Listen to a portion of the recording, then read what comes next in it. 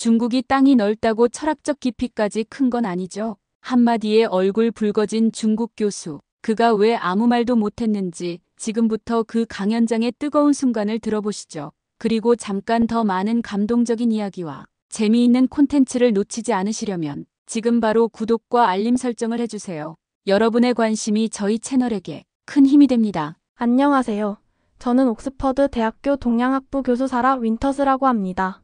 최근 인터뷰를 진행을 했던 일이 있었습니다. 한글이 교수님의 인생을 완전히 바꿨다고요? BBC 다큐멘터리 팀의 인터뷰가 한창이던 순간이었습니다. 그들은 지금 세계의 독창적인 문자, 체계가 인류의 역사를 어떻게 변화시켰는지를 탐구하는 대형 프로젝트를 준비하고 있었죠. 저도 그 다큐멘터리의 한 장면을 채우게 되었습니다. 질문을 들었을 때 저는 잠시 말을 멈췄습니다. 생각이 많아졌거든요. 책상 앞에 앉은 제 손은 훈민정음 해례본 영문 번역본 위에서 천천히 움직이고 있었고 창밖으로 보이는 캠퍼스는 늦가을 붉은 석양 속에서 고요하게 빛나고 있었습니다. 한글은 제 인생을 완전히 바꿔놓았습니다. 제가 차분히 입을 열었어요. 아니, 어쩌면 제가 한글을 발견한 게 아니라 한글이 저를 찾아왔던 걸지도 모르죠. 그 말을 하는 순간 저 자신도 묘한 감정에 휩싸였어요. 한글과 처음 만났던 그 순간이 떠올랐거든요. 제 인생에 일어난 가장 큰 운명적 전환이었어요. 그 이야기를 듣고 싶습니다. 제작진 중 한 명이 조심스럽게 요청했어요. 저는 고개를 끄덕이며 다시 말을 이어갔습니다. 20여 년 전, 저는 철학 전공의 학부생이었어요. 그 당시 저는 동양 철학에 심취해 있었고 공자와 맹자, 장자의 가르침 속에서 답을 찾으려 애쓰던 평범한 학생이었죠. 그리고 자연스럽게 중국 철학을 연구하려면 중국어를 배워야 한다고 생각했어요. 중국어를 통해 고대 철학 원문에 더 깊이 다가갈 수 있겠지라는 단순한 생각이었죠. 그때까지만 해도 한글, 아니 한국이라는 나라에 대해선 거의 몰랐어요. 한국어를 들어본 적도 없었고 한국의 역사나 문화를 연구할 생각도 없었습니다. 한글은 단순히 문자가 아니었어요. 저는 잠시 말을 멈추고 손끝으로 훈민정음 해례본을 천천히 쓰다듬었습니다. 그건 철학이었고 예술이었고 무엇보다 민주적이었죠. 제 말에 제작진은 조용히 고개를 끄덕였습니다. 저 역시도 마음 한편에서 묘한 감정이 차오르는 것을 느꼈어요. 돌이켜보면 그 작은 글자들 속에는 상상 이상으로 깊은 이야기가 담겨 있었죠. 처음 그걸 알게 된 순간의 전율은 아직도 생생합니다. 인터뷰를 마치고 저는 다시 서재로 돌아왔습니다. 책장에는 영어, 중국어, 그리고 한국어로 된 책들이 가지런히 꽂혀 있었습니다. 그 중에서도 가장 눈에 띄는 건 훈민정음 해례본의 영문 번역본이었죠. 이 책은 저에게 언제나 새로운 영감을 줍니다. 500년 전에 쓰인 책인데도 제가 읽을 때마다 마치 그 시대의 숨결이 느껴지는 듯해요. 제가 한글을 처음 만난 순간부터 지금까지 그 길은 쉽지 않았습니다. 새로운 연구 주제를 결정할 때 느꼈던 불안감, 학계의 회의적인 시선, 그리고 스스로에 대한 의구심. 하지만 그 모든 과정을 통해 저는 한글이 단순히 문자가 아니라 인간의 정신과 지성, 그리고 사랑이 담긴 위대한 발명품이라는 사실을 깨달을 수 있었어요. 창가에 앉아 해례본을 펼쳐들며 저는 다시 한번 생각했어요. 한글과의 만남, 그것은 단순히 제 연구의 방향만 바꿔놓은 것이 아니었어요. 제 삶, 그리고 제가 세상을 바라보는 방식을 송두리째 바꿔놓은 계기였죠. 20여 년 전 저는 동양 철학에 빠져 있었고 학문적으로도 꽤 만족스러운 시간을 보내고 있었습니다. 철학은 말 그대로 제 삶의 중심이었어요. 특히 공자와 맹자의 가르침은 저를 매일 새로운 질문으로 이끌었죠. 인이란 무엇인가? 사람은 어떻게 도덕적으로 살 수 있는가? 이런 문제들 말이에요. 정말 매일 밤마다 이런 고민을 하며 논문과 책을 뒤적이는 게 제 일상이었죠. 그러다 보니 자연스럽게 중국어를 배워야겠다는 결론에 도달했습니다. 동양 철학의 원문을 직접 읽고 싶었거든요. 번역된 책으로는 뭔가 2% 부족한 느낌이랄까요? 그래서 저는 옥스퍼드의 중국어 강의를 듣기 시작했어요. 그런데 정말이지 중국어는 예상보다 훨씬 어려운 언어였습니다. 발음이 왜 그렇게 복잡한지, 성조라는 건 대체 누가 만들었는지 지금 생각해도 미스터리예요. 예를 들어 말하는 소리가요? 성조에 따라 말, 엄마, 욕하다. 대마 네 가지 완전히 다른 뜻이 된다는 거예요. 그걸 배우느라 고생 좀 했습니다. 혀가 꼬이는 기분이었어요. 그래도 철학을 사랑하는 마음으로 어떻게든 붙잡고 있었죠. 그렇게 저는 학문적으로 안정적인 궤도를 잘 따라가고 있었어요. 이대로 쭉 가면 중국 철학에 대해 논문을 쓰고 나중에 동양 철학 교수가 될 거라고 믿어 의심치 않았습니다. 그런데요, 정말 운명이란 게 우연처럼 찾아오더라고요. 어느 날 지도 교수님이 저를 연구실로 부르셨습니다. 교수님은 굉장히 차분하고 엄격한 분이셨는데 그날은 뭔가 조금 흥분한 것 같았어요. 윈터스 양, 중요한 제안을 하나 하고 싶습니다. 교수님의 말투는 언제나처럼 점잖았지만 저는 순간 긴장했습니다. 내 논문이 뭔가 문제가 생긴 건가? 라는 생각이 먼저 들었거든요. 다음 학기에 한국에서 온 교환학생들이 우리 동양 철학 스터디 그룹에 합류합니다. 제가 생각하기에 당신이 그 그룹의 리더 역할을 맡는 게 좋겠군요. 한국? 솔직히 말하면 그때 제 머릿속에 떠오른 건 김치 그리고 북한 바로 밑에 있는 나라 정도가 전부였어요. 그러니까 제가 한국이라는 나라에 대해 아는 게 거의 없었다는 얘기입니다. 한국 학생들이요? 중국 학생도 아닌데 왜 제가 리더 역할을 맡아야 하죠? 저는 조심스럽게 물었습니다. 교수님은 저를 바라보며 아주 단호하게 말씀하셨어요.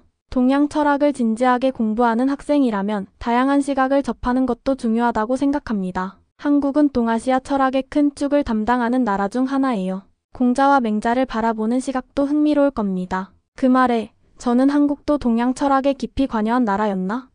라는 궁금증이 생겼습니다. 교수님의 말씀이 조금 흥미롭게 느껴졌지만 동시에 걱정도 됐어요. 내가 리더 역할을 제대로 해낼 수 있을까? 한국 학생들과 소통은 잘 될까? 결국 교수님의 권유를 받아들이기로 했습니다. 솔직히 말하면 그냥 또 하나의 학문적 경험이 되겠지라고 생각했어요.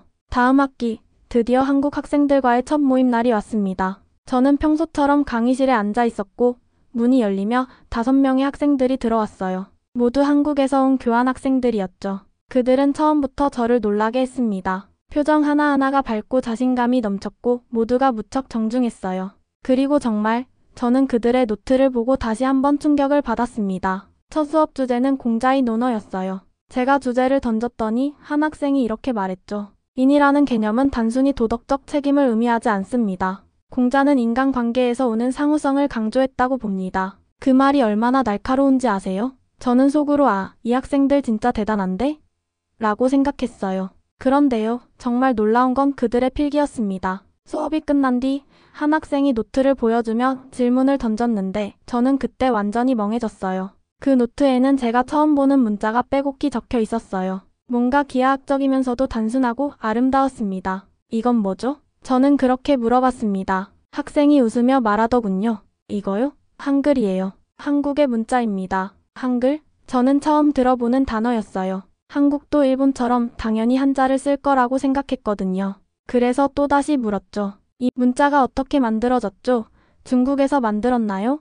그 학생은 고개를 저으며 대답했습니다. 아니요. 세종대왕이라는 왕이 직접 만든 문자예요. 왕이 문자를 만들었다니요? 저는 그 말에 완전히 얼어버렸습니다. 왕이요? 설마 문자를 구성했다고요? 네. 세종대왕이 백성을 위해서 만든 문자예요.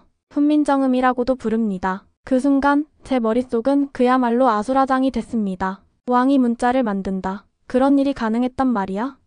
라는 생각이 머릿속을 떠다녔죠. 솔직히 말하면 그 대답이 믿기지 않았습니다. 그날 밤 저는 도저히 가만히 있을 수가 없었어요. 한국 학생들이 보여준 그 신비로운 문자, 한글이라고 했던가요? 그것이 제 머릿속에서 떠나질 않았거든요.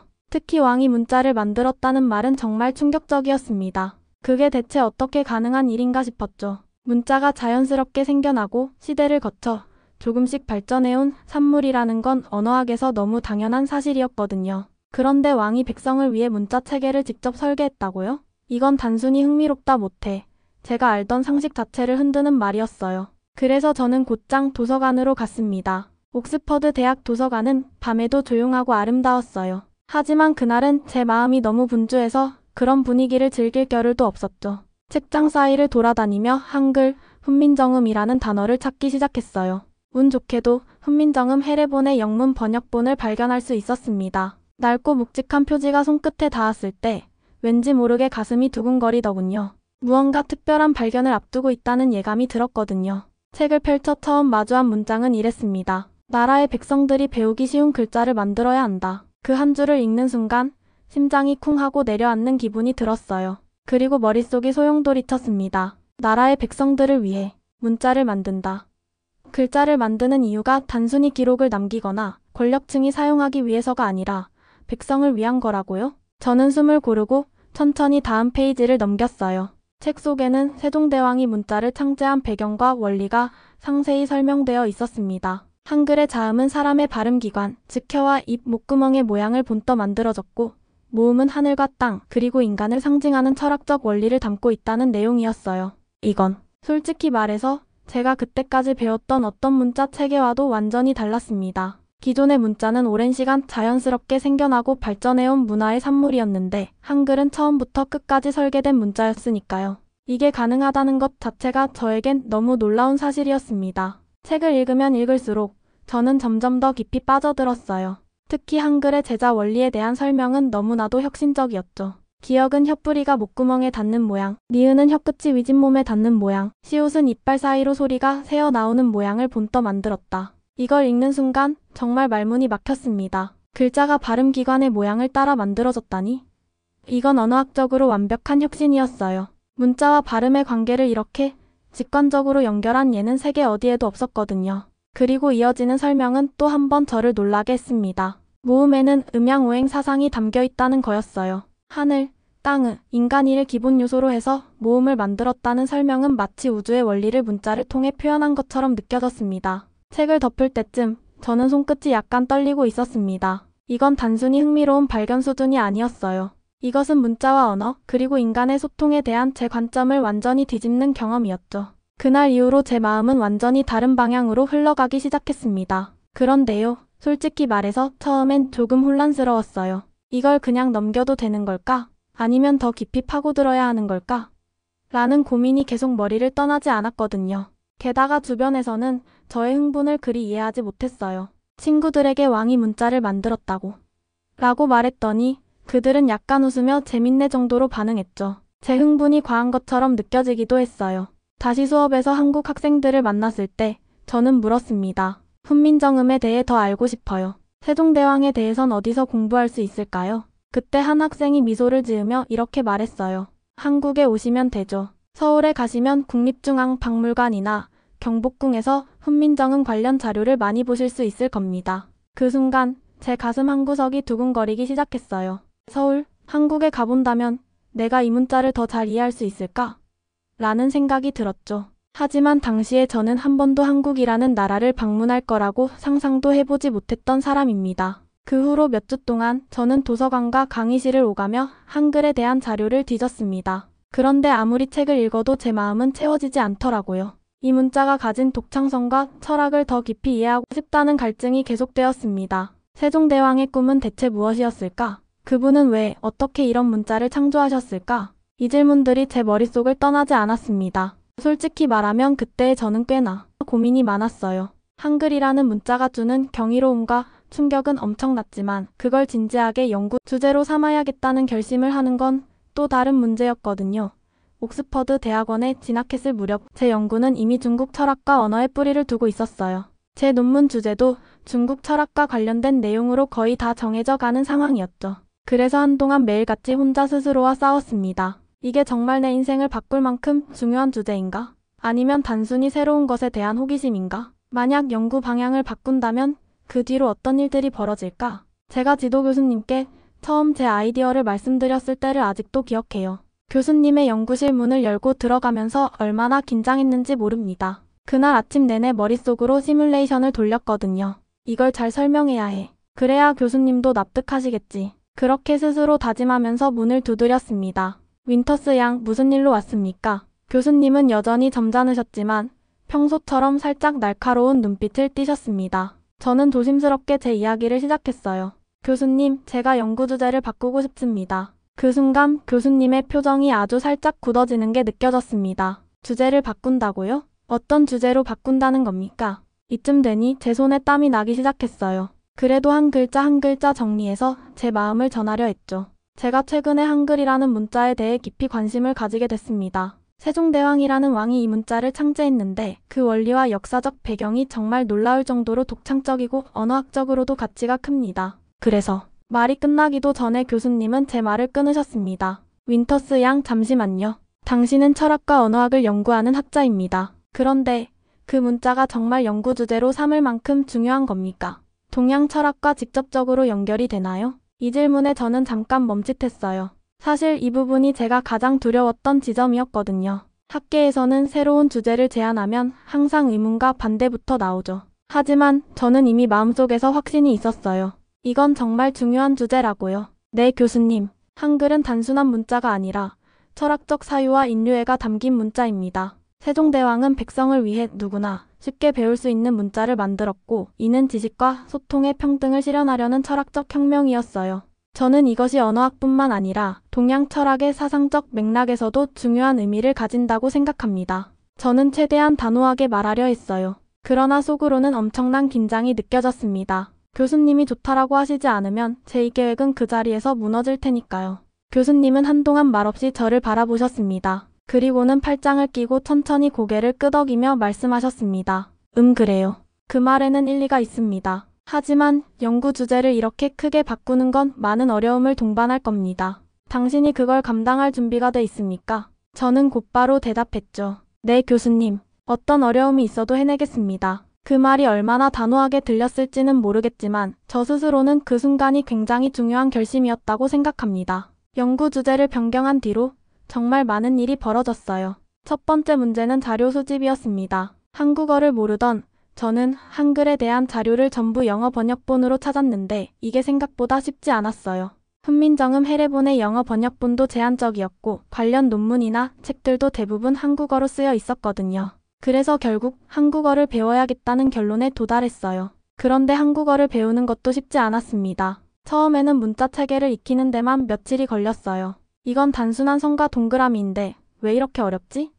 라는 생각이 들 정도로요. 두 번째 문제는 학계의 반응이었죠. 연구 초기에는 주변에서 꽤나 회의적인 시선을 받았습니다. 제 동료들은 제 선택에 대해 고개를 갸웃거렸어요. 사라, 왜 갑자기 한국어?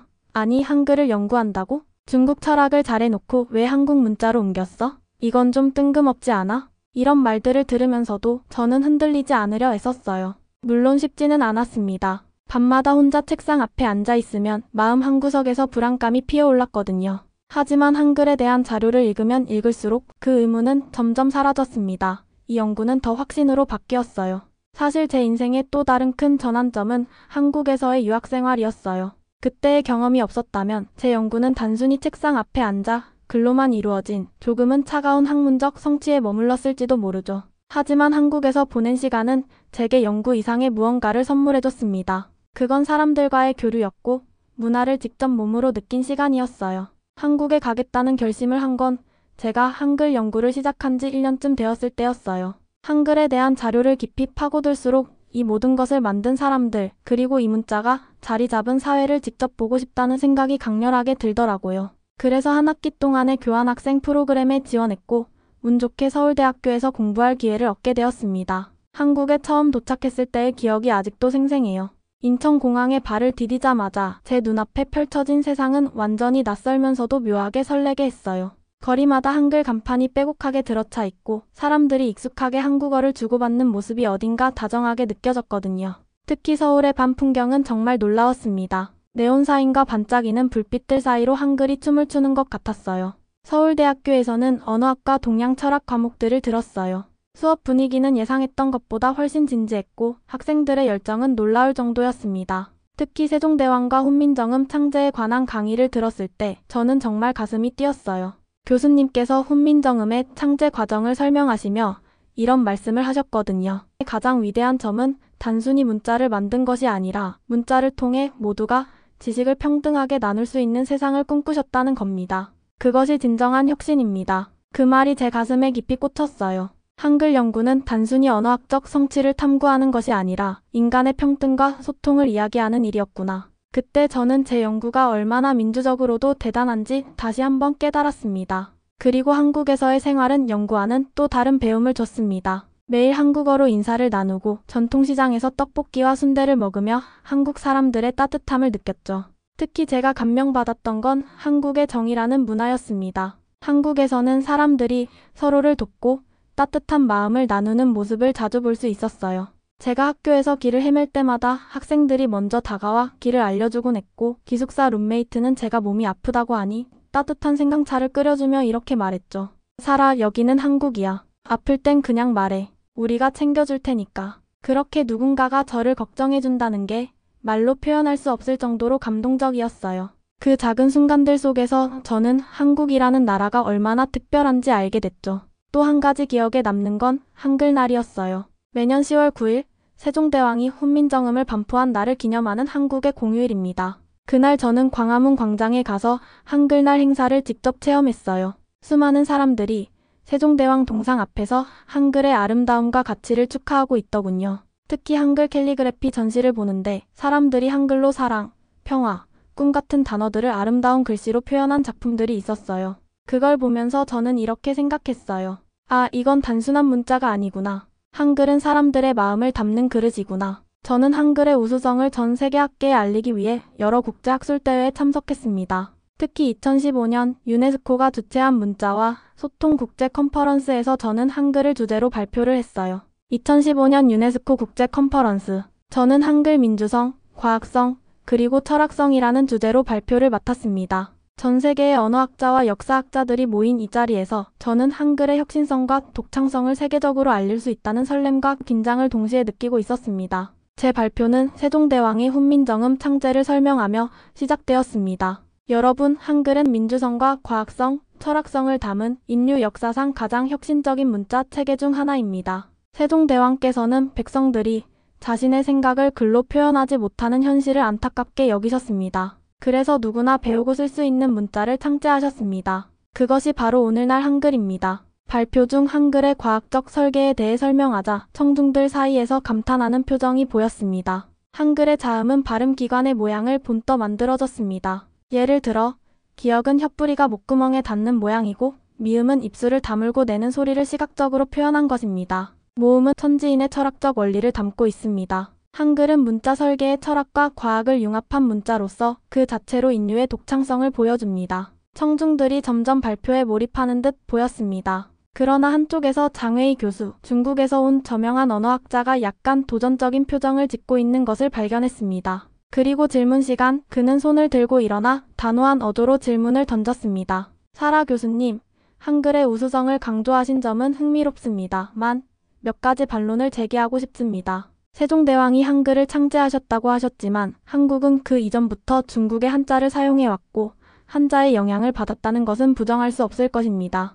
또한 한글이 그토록 혁신적이었다면 왜 조선시대에는 양반계층이 이를 적극적으로 사용하지 않았습니까? 한글은 그저 단순한 보조 문자에 불과했던 게 아닌가요? 방 안 공기가 약간 긴장감으로 바뀌는 게 느껴졌습니다. 장 교수의 말은 한글의 독창성과 가치를 깎아내리려는 의도가 분명했죠. 저는 잠시 미소를 지으며 그의 질문을 곱씹었습니다. 그러고는 차분히 답하기 시작했습니다. 장 교수님, 한글의 창제에 한자가 영향을 끼쳤다는 점은 부정하지 않겠습니다. 조선은 오랫동안 한자를 사용해 왔으니까요. 하지만 한글은 단순히 한자의 변형이나 보조 문자가 아니라 완전히 새로운 문자 체계입니다. 한글은 글자의 형태와 발음이 1대1로 대응하며 배우기 쉽고 소리를 정확히 기록할 수 있도록 설계되었습니다. 이는 한자가 가지지 못한 고유한 특징입니다. 장 교수는 여전히 약간 비웃는 듯한 표정으로 다시 질문을 던졌습니다. 그렇다면 왜 한글이 창제된 이후에도 오랫동안 널리 사용되지 못했습니까? 한문은 여전히 조선의 양반 계층이 지배적으로 사용한 문자였는데 이것은 한글의 한계 때문이라고 볼 수 있지 않을까요? 장 교수의 반박은 분명히 도발적이었습니다. 하지만 저는 그 질문이 오히려 한글의 가치를 더 잘 설명할 수 있는 기회라고 생각했습니다. 조금 더 목소리를 가다듬고 차분하면서도 단호한 어조로 답했습니다. 장 교수님, 한글이 창제된 이후에도 양반 계층이 한문을 고집한 이유는 문자 체계의 우열 때문이 아닙니다. 오히려 조선시대의 사회적, 정치적 구조 때문이죠. 당시 양반 계층은 지식을 독점하고 권력을 유지하기 위해 한문을 고집했습니다. 한글은 오히려 그러한 구조를 깨트릴 잠재력을 가진 문자였습니다. 백성들을 위한 문자였기 때문입니다. 그 순간 저는 잠시 멈추고 방 안을 천천히 둘러봤습니다. 그리고 약간 미소를 지으며 말을 이었습니다. 중국이 땅이 넓다고 해서 철학적 깊이까지 크다고 하시려는 건 아니죠. 장 교수님, 세종대왕께서 창제하신 한글은 단순히 글자가 아니라 철학적이고 민주적인 가치를 담은 문자입니다. 한글은 누구나 쉽게 배우고 사용할 수 있도록 설계되었으며 이는 그 어떤 문자 체계도 흉내낼 수 없는 고유한 특징입니다. 이를 부정하시기엔 자료가 너무 많지 않을까요? 장 교수의 표정이 순간 굳어졌습니다. 저는 이어서 한글이 현대 사회에서 어떻게 그 가치를 실현하고 있는지 설명했습니다. 한글은 단순히 과거에 머물러 있지 않습니다. 현대 기술의 발달 속에서 한글은 그 과학적 설계 덕분에 더욱 빛을 발하고 있습니다. 또한 한글은 디지털 시대의 문자로서 인공지능과 데이터 분석에도 적합한 구조를 가지고 있습니다. 그리고 저는 마지막으로 한글의 미래 가능성에 대해 강조하며 발표를 끝냈고 강연장 안은 뜨거운 박수로 가득 찼습니다. 장 교수도 자리에서 일어나 다시 제게 다가와 손을 내밀며 말했습니다. 훌륭한 발표였습니다. 사라 교수님, 한글의 가치와 철학에 대해 다시 한번 깊이 생각해보게 되었습니다. 그 순간 저는 다시 한번 확신할 수 있었습니다. 한글은 세계에 자랑할 만한 한국의 가장 위대한 발명품이라는 것을요. 그렇게 영국으로 돌아와 논문을 완성하고 교수가 될 수 있었습니다. 가끔은 너무나도 빠르게 일어나는 일들을 따라가기 힘들 때가 있잖아요. 제게도 그런 순간들이 있었어요. 제 첫 책, 세상을 바꾼 알파벳가 출간되었을 때가 바로 그런 순간이었죠. 처음엔 그냥 소수의 독자들이 관심을 가져주길 바랐어요. 언어학자나 한국 문화에 관심이 있는 사람들, 아니면 한글의 아름다움을 이미 알고 있는 한국인들이 읽어줄 거라고 생각했거든요. 그런데 일이 그렇게 간단하지 않았어요. 출간된 지 몇 주 만에 제 책이 전 세계적으로 화제가 되었어요. 언론에서는 세종대왕과 한글의 철학에 대해 다룬 제 이야기를 앞다투어 보도했고 책은 순식간에 20개 언어로 번역되었습니다. 솔직히 말하면 그런 일이 제게는 전혀 예상 밖이었어요. 제 책이 한국과 미국에서 반응이 좋았다는 소식을 들었을 때만 해도 잘 됐구나 정도로 생각했어요. 그런데 유럽, 남미, 심지어는 아프리카와 중동에서도 판매량이 급증했다는 이야기를 듣고는 잠시 멍해졌습니다. 책을 읽은 사람들이 보내온 이메일은 수백 통을 넘어섰고요. 그 중에서 한 통의 이메일은 저를 특히 울컥하게 만들었어요. 스웨덴에서 온 한 독자가 이렇게 썼거든요. 한글의 창제 이야기를 읽고 눈물이 났습니다. 백성을 위해 문자를 창제하다니 세종대왕의 이야기는 단순히 한국의 역사를 넘어선 인류의 이야기네요. 저도 한글을 배워보려고 합니다. 그 이메일을 읽는데 제 마음 한구석이 뜨거워지더라고요. 내가 연구했던 이 모든 것들이 누군가에게 정말로 영향을 미치고 있구나. 그 감각은 그 어떤 성취감보다도 더 큰 울림으로 다가왔습니다. 책이 성공한 이후에도 저는 뭔가 더 해야겠다는 생각을 멈출 수 없었어요. 한글이 가진 그 특별함을 어떻게 하면 더 많은 사람들에게 전할 수 있을까 고민했죠. 그때 떠오른 게 바로 한글 몰입 학습법이라는 프로그램이었어요. 이 프로그램은 단순히 한국어를 가르치는 게 아니었어요. 한글의 과학적 원리와 구조를 활용해 학습자가 자신의 사고방식과 뇌를 변화시키도록 돕는 새로운 접근 방식이었죠. 예를 들면 한글의 자음이 발음기관의 모양을 본떠 만들어졌다는 점은 단순히 학습의 용이성을 넘어 학습자가 언어를 시각적이고 직관적으로 이해하도록 돕습니다. 그 과정에서 사람들은 단순히 한글을 배우는 것을 넘어 새로운 사고체계를 경험하게 되죠. 프로그램이 처음 출시되었을 때 저는 솔직히 반응이 어떨지 몰라서 조금 불안했어요. 그런데 첫 강의가 끝난 후 수강생들의 반응은 제 모든 걱정을 날려버렸습니다. 한 학생이 제게 와서 이렇게 말했어요. 사라 교수님, 저는 언어학습에 늘 자신이 없었는데 한글은 정말로 다르네요. 이건 단순히 문자를 배우는 게 아니에요. 제가 세상을 보는 방식을 바꿔놓는 것 같아요. 그 말을 듣는데 가슴이 뭉클했어요. 그리고 바로 그때 저는 이 프로그램이 단순한 교육이 아니라 사람들의 생각을 변화시킬 수 있는 강력한 도구라는 걸 깨달았죠. 몇 년 후 이 프로그램은 많은 강연장에서, 온라인에서, 심지어는 기업, 워크숍에서도 이 프로그램이 사용되었죠. 특히 인공지능 AI 개발자들 사이에서도 인기를 끌었어요. 그들은 한글의 체계적이고 과학적인 구조를 통해 AI 언어 학습 모델을 개발하는 데 큰 도움을 받았다고 말하더군요. 저는 한글이 단순히 한국의 문자가 아니라 글로벌 시대에 필요한 중요한 자산이라는 걸 점점 더 확신하게 되었습니다. 지금도 가끔 저는 서재의 창가에 앉아 훈민정음 해례본을 펼쳐듭니다. 그 글귀들을 읽을 때마다 가슴 한구석에서 경외감이 차오르는 걸 느껴요. 그리고 새로운 원고를 준비하고 있습니다. 제목은 이미 정해져 있었어요. Beyond Hangul The Future of Human Communication. 한글을 넘어 인류 소통의 미래. 이 책은 한글의 철학과 과학을 넘어 21세기와 22세기의 인류가 어떻게 소통할지에 대한 가능성을 탐구하는 내용이에요. 저는 이 프로젝트를 통해 한글이 디지털 시대와 인공지능 시대에 어떤 역할을 할 수 있을지 구체적으로 연구하려 합니다. 한글은 이미 저를 변화시켰어요. 그리고 전 세계 수많은 사람들의 사고방식도 바꿔놓았죠. 이제는 한글을 통해 인류의 소통 방식을 다시 정의할 수 있다고 믿습니다. 오늘 사라 윈터스 교수님의 이야기를 통해 한글의 중요성과 가치를 다시 한번 느낄 수 있었습니다. 여러분은 이 이야기를 어떻게 보셨나요? 오늘의 사연에 대한 생각을 댓글로 남겨주세요. 다양한 시각과 의견을 나누며 함께 성장할 수 있길 바랍니다. 또한 구독과 좋아요는 저희 채널에 큰 힘이 됩니다. 여러분의 관심과 응원이 더 좋은 콘텐츠를 만드는 원동력이 됩니다. 오늘도 함께 해주셔서 진심으로 감사드리며 다음엔 더 따뜻하고 흥미로운 이야기로 찾아뵙겠습니다. 감사합니다.